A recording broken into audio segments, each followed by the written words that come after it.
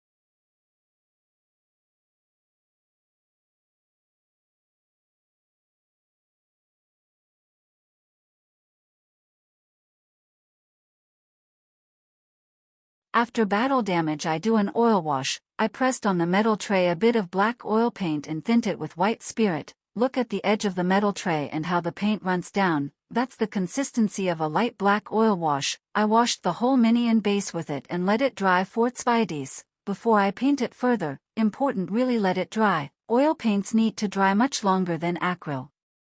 If you want you can do a more dirty approach and don't thin the black oil paint so much. But then after 30 minutes you should clean the raised parts with a dry makeup sponge so the initial paint job gets visible, or you can instead of an black oil wash do a streaking grime pass, and after streaking grime dry you can reactivate and clean it with cotton buds and white spirit.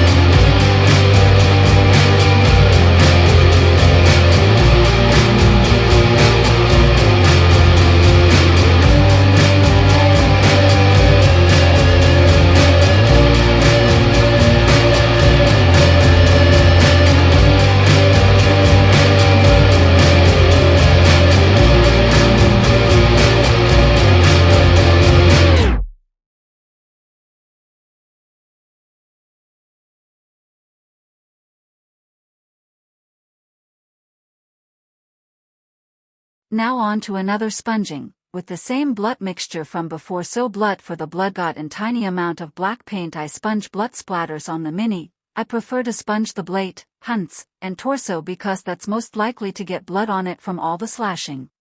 I wasn't happy with the sand base. The black from the oil wash is too harsh in my opinion and comes more of a comic style, but I want it to get grimdark, so I used Vallejo Pigment's yellow ochre and dabbed it on the base with a dry brush and just dabbed and feathered it out, not only on the sand but on the boots and cape also. If you want to play with your minis, I suggest after the dapping and feathering use a dropper bottle and make the powder moist with drops of white spirit or pigment binder. Now really like the dusty look. If you don't like the amount or look of pigment powder, you can easily wipe it away with a brush moist with water or a wet ear cotton butt. Well, and yes, that's it folks, easy to do Sardukaur minis with a tint of grimdark.